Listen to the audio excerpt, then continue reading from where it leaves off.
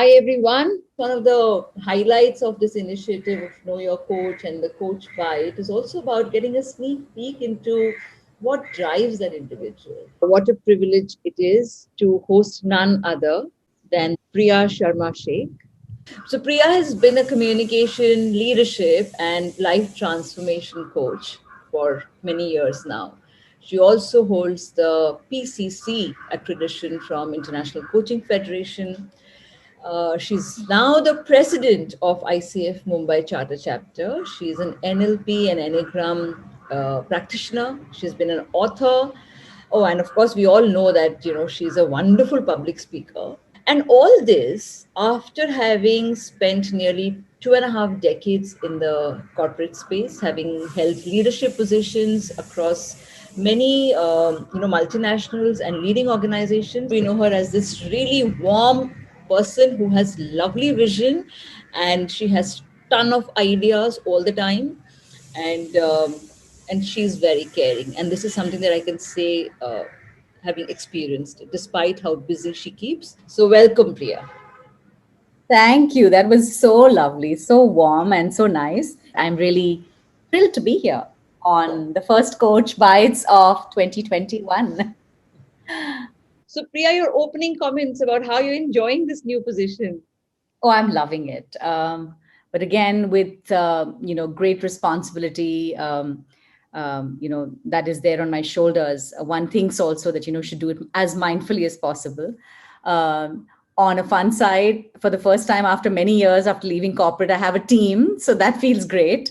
And I think one of the things that I'm really enjoying is the passion and the enthusiasm of the team members.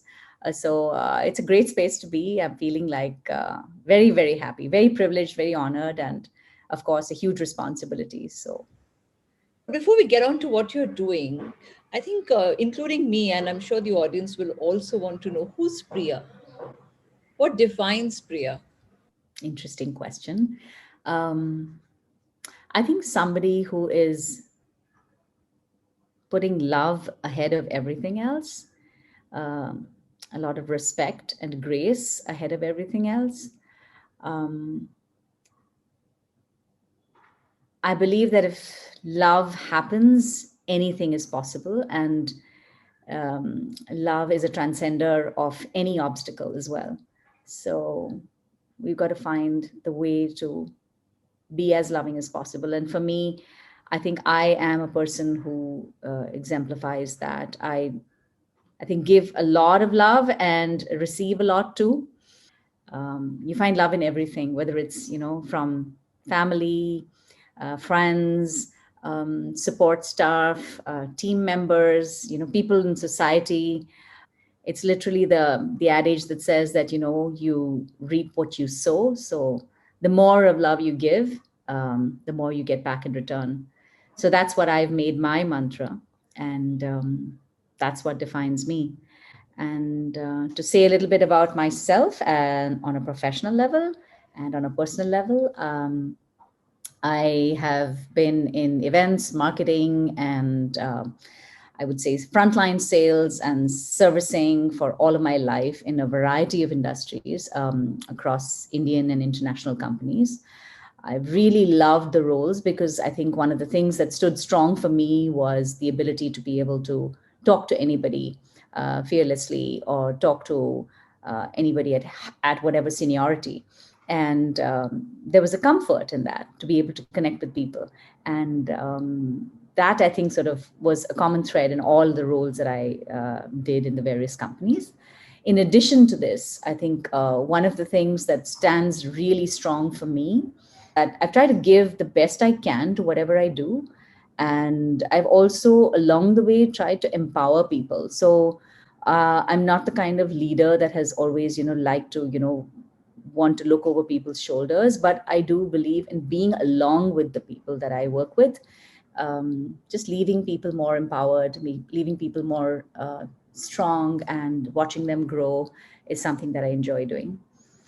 On a personal level, I'm a mother, married, living in Mumbai. My husband and I are currently empty nesters. So we're trying to come to terms with that. Yeah, and I have two adorable sisters and loving parents, and this is my little world. Um, a very, very happy space. That's me. So your love for coaching, Priya. So did coaching seek you, or did you seek coaching? When I turned 50, the corporate career had reached a certain level where I felt this need, for change. It was like it was a milestone moment of my life. And I was like, something different needs to happen. What could I do differently, if at all? Or do I continue in the same state of being? I started seeking answers.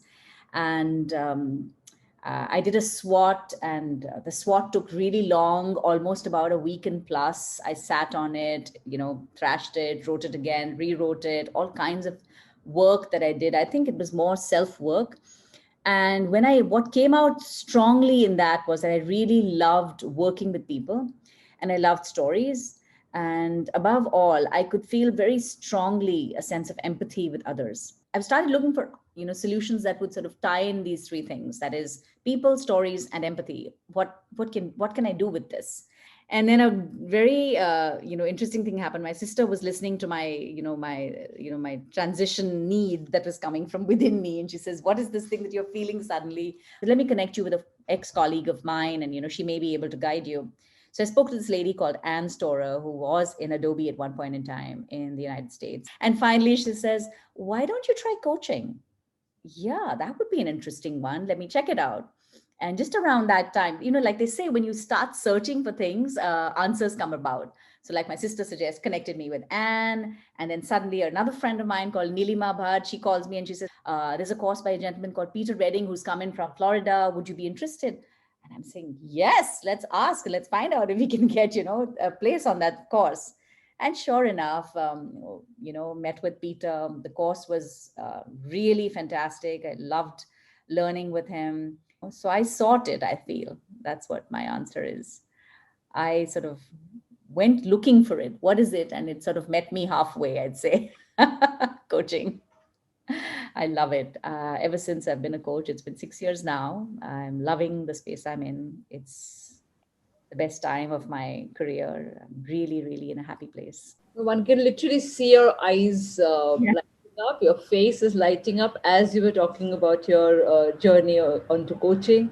And yeah, you said something which is just remarkable. And you said, you wanted to work with people and stories and empathy and what could be the pivot that could come along. And perhaps the reason why you say that, you give love and you get love back, it's all about people. So, given these three, core themes that you talked about your life and love above all, how do you practice coaching? So with a lot of love, I'd say, the clients that I've had in these 6 years, whether they were, peer clients when we started training, whether it was, the pro bono stuff that one did at the NGOs that one worked at, or it was, corporate clients and individual clients, each of the experience, there's just such a fantastic thing, right? This whole opportunity to see a life through this little window, that this person is talking about, and it's fascinating to see what all their perspectives are, what their life looks like from their lens. um, and the analogy that that I love to talk about is that when as a coach, you become like the bank of a river that's sort of with the river all the way up to the ocean. And that's, you're there, yet you're not doing the hard work, you're just there, while the river is doing all the rippling and the up and down and the movement and the chasing and heading forward. And yeah, so I just love that, to be able to be with someone while they're discovering life, while they're becoming aware, while they are seeing the possibilities that could emerge in their lives. And also the fact that coaching suddenly gives them an opportunity to look at their own selves with a newer lens, sort of get back in touch with their own divinity, their own strengths, their own values, that what all is there in me that I have not been able to utilize, and why have I not been utilizing this, and let me put it to action. I feel that the moment you are willing to love unconditionally your coachee, for whatever perspective they're bringing to the table, to understand them from their paradigm, to understand their value systems, to understand their vulnerabilities, their stories of what's going on in their lives, is such a powerful place. I feel it's very divine, right? To be a coach, you're like getting to just sit there and love, nevertheless. Um, it's a wonderful place. Yeah. Yeah, this beautiful space of non-judgment.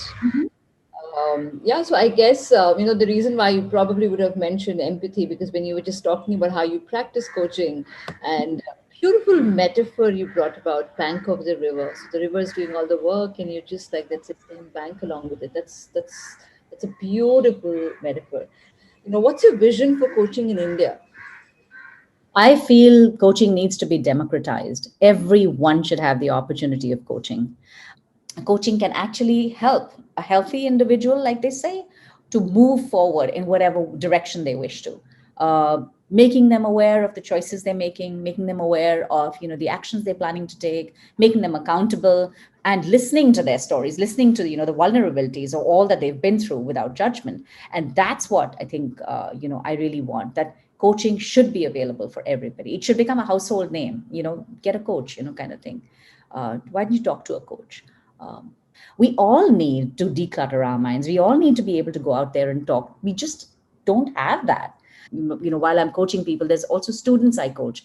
And, while talking to them, my gosh, the kind of backgrounds, the kind of stories they've been through, and it's really sad that they don't have anybody to talk to. And when I bring in, a coaching session that, I can bring for them, that it literally sort of is literally the floodgates open, yes, I've been meaning to talk about this, and didn't know whom to talk to. That's the kind of vision I have. So, what do you think makes corporate look at coaching seriously? And what can coaches do to amplify that opportunity? There are some large ones and mid-sized ones who do consider coaching, and but still I feel they keep it largely for their top management. I feel that coaching needs to be reaching that many more people. They need to be offering it to at every level, I would say, of the leadership pipeline, starting from even freshers. And how coaches can do is by providing coaching, I feel, at pricing that's not necessarily exorbitant. Everyone wants to be a C-suite coach. um, what about the youngsters? What about the middle managers? And what about the people at home? What about individuals? What about women? What about young students? Everyone needs a coach, and they cannot afford it if they're high priced. So I would urge coaches, to sort of widen their spectrum to see that, why am I missing out on this? I wanted to make a difference. I wanted to tie in those three things that connected, that made me tick. And this was an opportunity for doing that. But if I'm not going to be able to make enough difference to more people, what is the point of me being in this profession in that case? Yeah, I can see that, the dollops of love is like laced in every aspect of coaching that you're talking about. And I love the fact that you talked about democratizing coaching and how it can really, help the profession reach out to people whom one wants, especially in a country like ours, where so many people can benefit from a noble profession like coaching. So, what do you think some of the enablers to grow the coaching profession in India? What is going right, or what are we as coaches doing right? So I think there's what's going right is that a good amount of people are, drawing to this profession. They are, and a lot of mindful people, I'd say, are drawing to this profession, and they are doing, the necessary amount of training. So training is compulsory. Read as much as you can. Keep reinventing. There's so many webinars, so much content online. The more skills you add to, your repertoire, the more you're able to be able to be present in a coaching session, because you never know what the client needs in that moment and what tool you want to bring forth. And I think what coaches across India are doing is really sort of being sponges and taking in whatever they can, which is wonderful. So I think that's great. They're enhancing their knowledge. I would love for also coaches to get buddy coached, coach each other. This is one thing that I keep saying, that we are propagating coaching, but how much of it are we taking ourselves? Like, I have a coach, and I felt that this is an investment, and it's an investment in me, and it's also giving that coach paid hours. It's also giving that coach an opportunity to keep invested and practicing this art of ours. The more we practice, the better it is. So there's no dearth of the I would say the skill or the way it has to be done. I think what's required more is practice. There's like so many of the students who join a training program in coaching, they'll join and then they'll drop off. And they drop off because after a point in time of doing the peer coaching to get the hours, in a couple of coaching hours here and there, etc., there's an exhaustion, like because you don't know where to find more coaching assignments, etc. The ones who stick around, and the ones who sort of go on for the long haul, obviously they benefit. Plus, I feel collaboration would be a big thing. To take on big projects and collaborate, get more people to be with you, and get into a project together. Share. I know of an old friend in the coaching fraternity. She had offered a coaching session to me and a couple of other coaches within the chapter. She need not have done that. She could have done it all herself, but she actually gave the opportunity to all of us, and that was wonderful. So more of that should happen. So being generous, giving, sharing, what you give comes back to you, and yeah, that's something that I would recommend. What is that one mentor tip that you want to give to, younger or newer coaches, who want to make a contribution in the space of coaching? Yeah, I'd say practice, practice, practice. Join the ICF chapter, join any chapter so that you stay connected. It's good to learn, but the best of learning is wasted if you don't coach after that. There's so many tools out there. Really, I'd say test waters to see what sort of attracts you the most. Like, out of all the tools that I've experienced, I personally love Enneagram a lot, because it not only makes me aware of myself, but it also makes me aware of my, the environment that I'm in. What are people like, and what could their reactions mean, really? Why are they being this way, and how can I approach them in a manner that's more mindful? So the tool that attracts you more, study more about that one, and then employ that as well in your coaching or in whatever you're trying to do to make society get better.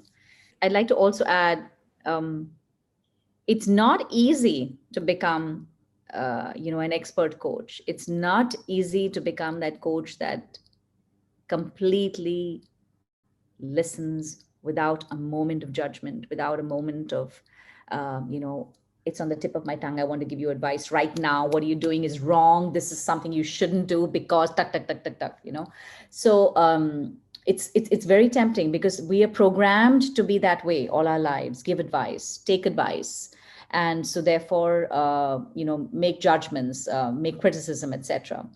So one of the things that's another thing that I wanted to say to the newbies is that make certain that you're patient with yourself.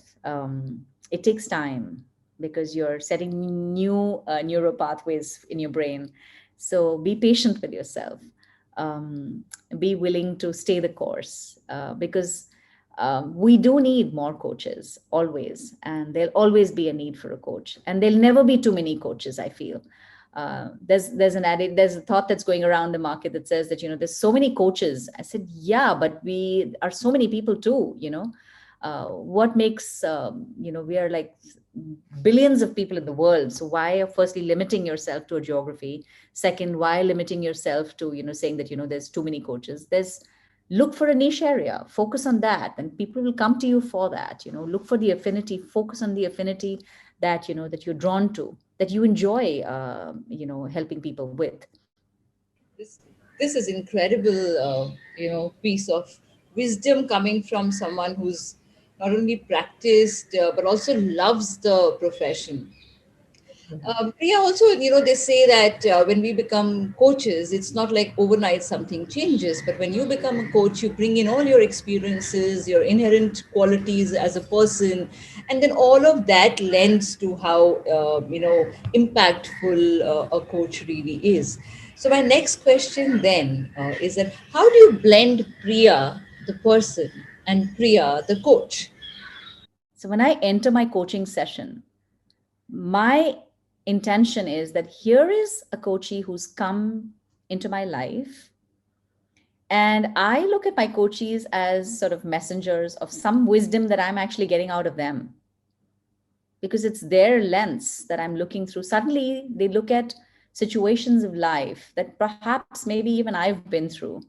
But the moment you are willing to listen to that sort of a situation from their lens, there's almost like a learning that's coming back to you apart from holding space for them and making them aware of the stuff. In retrospect, I've always felt whenever I leave a coaching session, I come away saying, what an interesting perspective that was. And it's almost like, certain locks get opened for me, in my own life, because I'm listening, truly listening without judgment. I, at least personally, arrive with love into a coaching session. What's new and happening? What's going on? With a smile, with love. And yeah, then let things unfold. And then magic happens. Because when magic happens, then automatically it's magic for them as the client, but there's also reflective magic for me. They say that experiences shape people, and learning helps to sculpt the person. So in similar lines, what do you think coaching really does to an individual? What the coach does is, firstly, make the person become aware of themselves. Who all are they?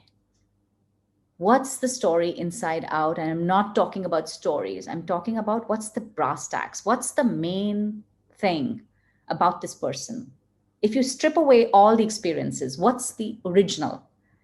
And what is it that really makes this person be beautiful, be divine? And this is something that comes from an exercise that I usually do with understanding the person's values, the core values, and understanding the person's strengths. What are the strengths they bring to any space that they get into, whether it's on a social space or a professional space, and to be able to help them find a purpose. What do they want to really do in the longer term of life? What do they want to build for themselves? What do they want to leave behind? And this is very much like a tree. In fact, my logo, which I had my beloved father draw for me, is a tree, is very much like that. The values are like the roots. They keep you rooted. What makes you so strong? And when the roots get, so strong and strengthened, your character sort of comes up in a beautiful way. You show up in your best self in a situation. But the moment the roots are shaken, what happens to the tree? It starts swaying. It's like not steady. It's not like, doing the best it can in that moment. It's like unaligned. And that's when the disturbance comes. That's when, ego, response, not response, reactions come, etc. Because as a coach, you go into a session and you're working with the four main elements. You're working with the emotions of your coachee, you're working with their behaviors, you're working with their the mind, the thoughts that they're having, their beliefs that they're having, and the kind of spirituality that they're wanting to discover. So the awareness you create, the opportunity to make this person be authentic once again and have no facades, no socially driven, I would say, image to protect, and like be this tough taskmaster because aisa hi hota hai. There is need for more love to come into organizations, into lives, into people's homes. And I feel that's something that coach can help them do. And coaching, the beauty of coaching is it's never meant to be something that's sticky, that's you got to have a coach for the rest of your life. No, you got to have a coach until you become aware. You get that consciousness and that awareness, then that ability to, like I said, the river flows all the way. Once it's into the ocean, it merges.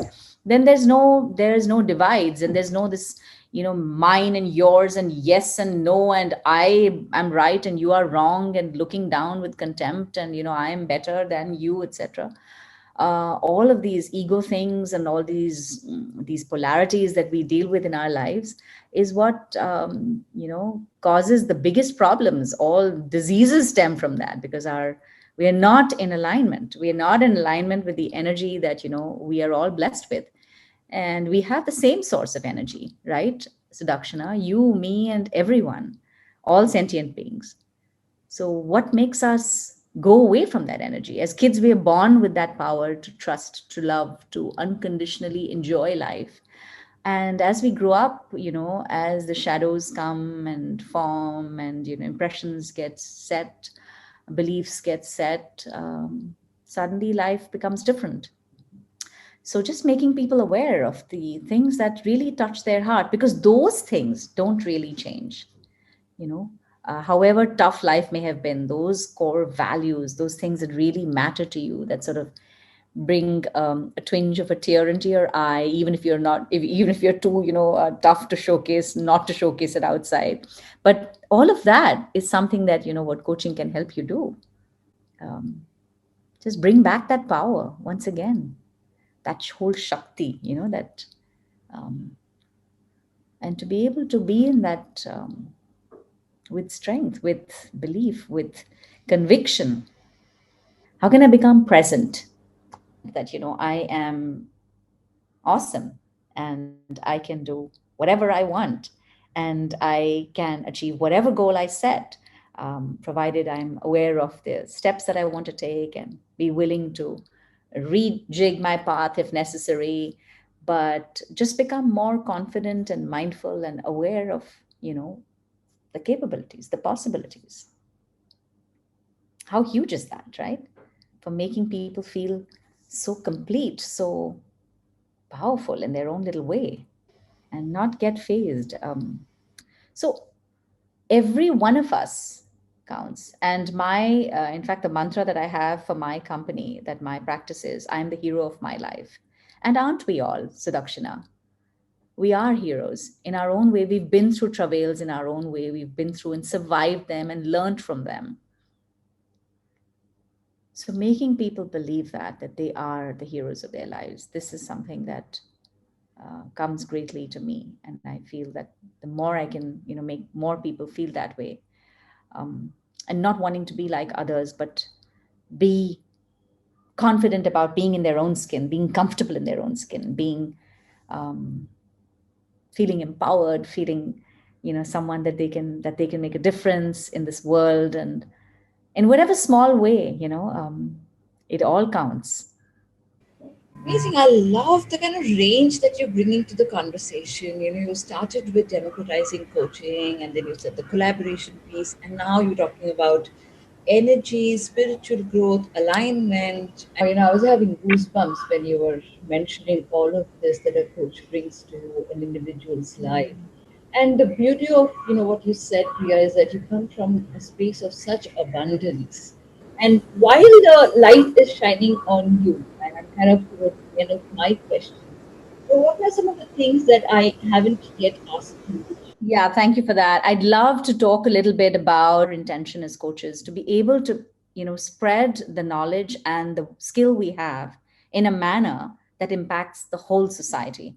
And that's what ICF Global's vision is also, to make coaching integral to society, to a thriving society, to a society that is mindful, that is aware, that is conscious of making choices that are helping this world, that are making, the climate better, things that are happening in the world all over.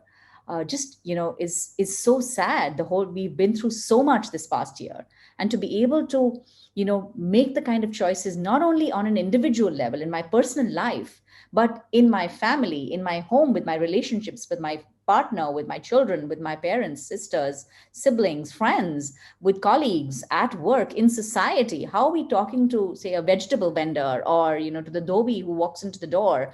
Everyone, can we be mindful with what comes out of our minds and our mouths?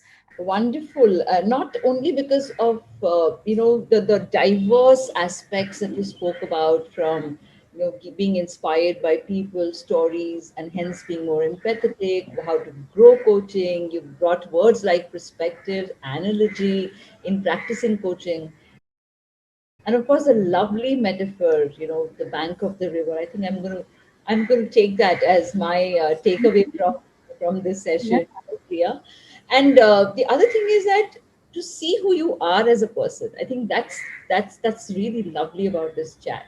You talked about Mhm. values, and you talked about the tree is stable and sturdy only when the values are strongly rooted, or one is strongly rooted in the values. And you so beautifully, in every response to the question, one could get a feel that it's coming from a space of very sturdy value system, and it came from Mhm. a place of belief. So just to know that this is what drives Priya as a person, and hence Priya is who she is, leading the chapter. Also, an amazingly celebrated coach, I would say.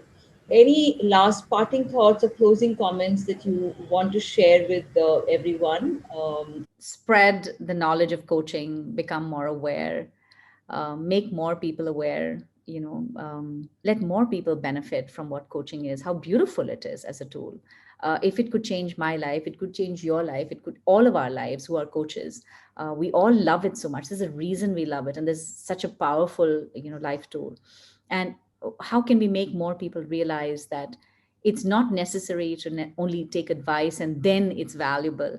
It's sometimes necessary for you to just sit back and just focus on something and then just trying, sort of unveiling, like opening the peels of the onion to get to the center.